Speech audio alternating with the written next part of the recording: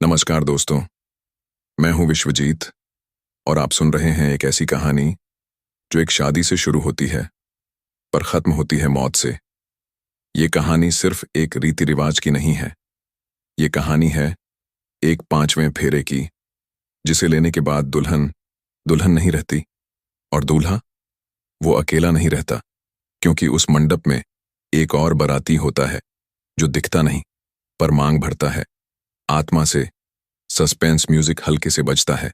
तो चलिए आज आपको ले चलते हैं बिहार के एक छोटे से गांव कुंवरपट्टी में, जहां इस बार एक शहर की लड़की की शादी हुई थी। नाम था उसका अनवी, दिल्ली की रहने वाली, पढ़ी लिखी, मॉडर्न। पर जिसे नहीं पता था कि वो गांव जहां उसकी शादी हो रही है, वहां सिर्फ 7 फेरे नहीं लिए जाते, वहां एक फेरा मौत के साथ भी होता है। कहानी की शुरुआत अनवी की नजरों से। मुझे कभी गांव पसंद नहीं थे। बचपन से ही दिल्ली की भीड़, मेट्रो और मॉडर्न लाइफ ही देखी थी। लेकिन जब मम्मी पापा ने कहा कि शादी गांव में ही होगी क्योंकि लड़के वाले वहीं के हैं, तो मैं चुप रह गई। क्या ही फर्क पड़ता है, शादी तो शादी है। ट्रेन से जब कुंवरपट्टी स्टेशन पर उतरी तो चारों तरफ हरियाली और सन्नाटा था। फोन नेटवर्क जा चुका था और चारों ओर एक अजीब सा ठहराव था, जैसे कुछ रुका हुआ हो या फिर कुछ छुपा हुआ हो। गांव का माहौल। कुंवरपट्टी गांव अपनी परंपराओं के लिए जाना जाता है, पर वहां की एक परंपरा ऐसी है जिसे किसी बाहरी को नहीं बताया जाता। 5वां फेरा। शादी के दिन जब चौथा फेरा खत्म होता है तो सबके चेहरे बदल जाते हैं। बुजुर्ग कुछ मंत्र बुदबुदाते हैं और पंडित चुपचाप 5वां फेरा करवाता है, जिसमें कोई एक अनदेखा भी हिस्सा लेता है। दुल्हन की रात। कुछ बदलता है। शादी ठीक से निपट गई, सब कुछ वैसा ही जैसा फिल्मों में दिखाते हैं। पर सुहाग रात की रात, जब मैं कमरे में थी तो अचानक लगा जैसे कमरे का तापमान गिर गया हो। दरवाजा खुला था पर हवा नहीं चल रही थी और किसी ने मेरा घूंघट उठाया, पर वो अर्जुन नहीं था। सांस थम गई क्योंकि सामने कोई खड़ा नहीं था, पर फिर भी मुझे किसी के सांस लेने की आवाज आ रही थी, बिल्कुल मेरे पास से।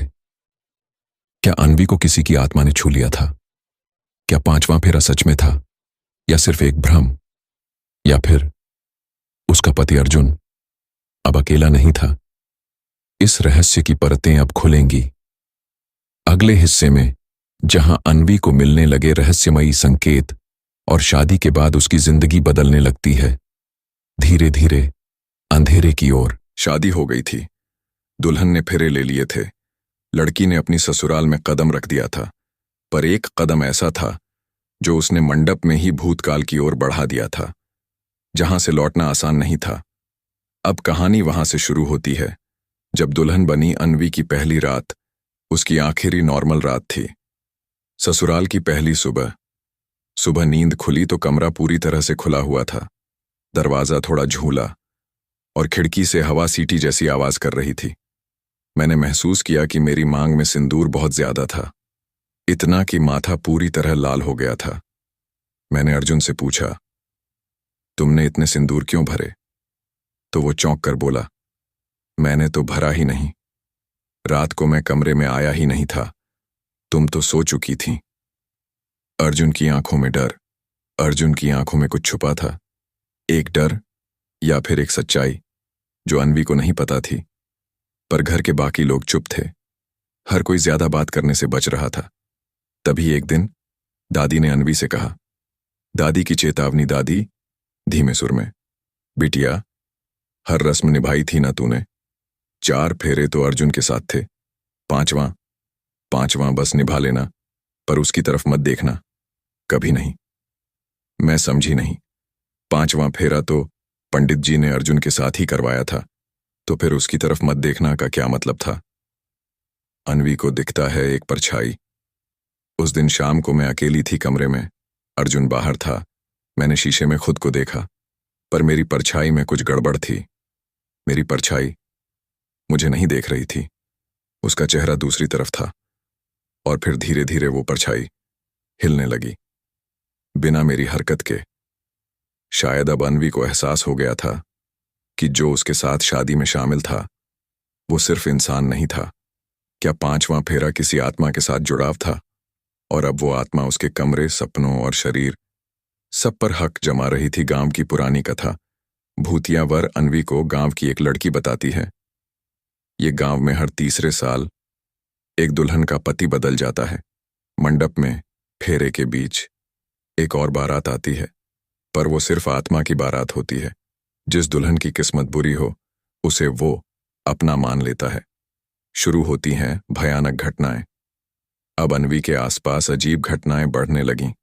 रात को कोई उसका नाम लेकर बुदबुदाता, घर के मंदिर का दिया अपने आप बुझ जाता, सिंदूर की डिब्बी हर सुबह बिस्तर पर गिरी मिलती, और अर्जुन अब उससे दूर दूर रहने लगा था, मानो वो उससे डरता हो।